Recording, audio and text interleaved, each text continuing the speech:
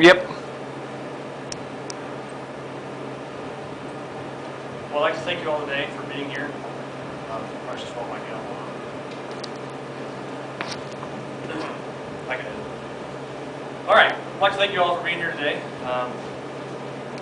When anyone looks at this, does anyone think of Robin Hood?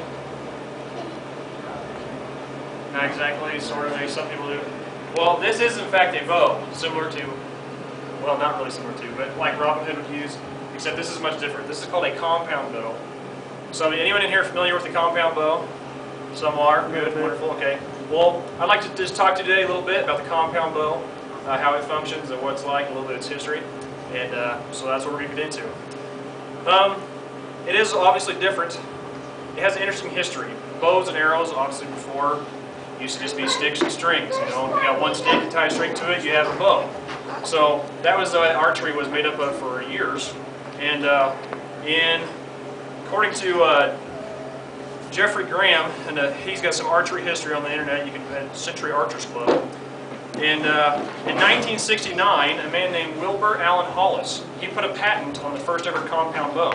He basically took a regular wooden bow like you'd see with a stick and string, cut the ends off, and mounted some simple block and tackle pulleys on there to give the bow some more strength, so it could shoot arrows faster and things like that. So about 1969 is the first time a bow similar to this came out. Before then, it's always just sticks and strings. It's rapidly changed over the last, several years. The last 20 years especially, the bow has changed a lot. As technologies have come out, things have made them much better. They're really fascinating tools. The compound bow has many parts that make it work. Again, the traditional bow is a stick and string. As you see, this has many strings. It's got cables, it's got pulleys, lots of different parts to it. This is a PSE bow, precision shooting equipment, and on their website you can find out about this exact model of bow, which this happens to be my personal hunting bow.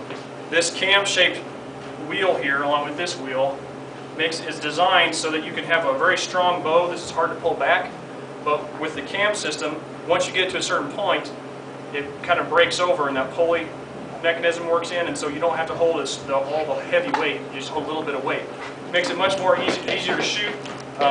You can hold it for longer periods of time if you're taking your time to aim really well, or waiting for that big deer to step out from behind a tree or something. And then also, along with the modernizing of it, you have, traditional bows are just made of wood. This is made of fiberglass, and then a real lightweight metals and alloys. Then obviously they have all kinds of new technologies, sight picture systems and things they put on these bows to make it almost just shooting like a rifle. You have a target system, real simple to shoot, not like the old sticks and strings of the old days. It is, again, the compound bow is much different than traditional bows. That can be great because the advantages, it'll shoot arrows much faster with a flatter trajectory, so it's easier to hit your targets out there at greater distances.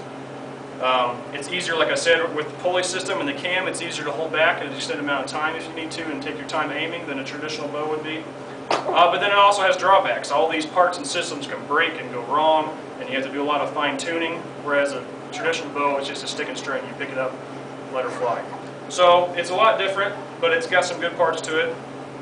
I personally enjoy the compound bow, but it's just a different thing. Some guys like them better, some guys don't. But it's amazing what technology has taken as traditional just stick and string and turn it into something like this. So again, if you see something like this, it may not make you automatically think, Robin Hood, but this is in fact a bow similar to the old days. It's much different than a stick and string traditional bow, but it's got a lot of advantages. And then also with those advantages comes the complications that can be disadvantages. But in a nutshell, that's the compound bow. So I'd like to just thank you all for your time and have a wonderful evening.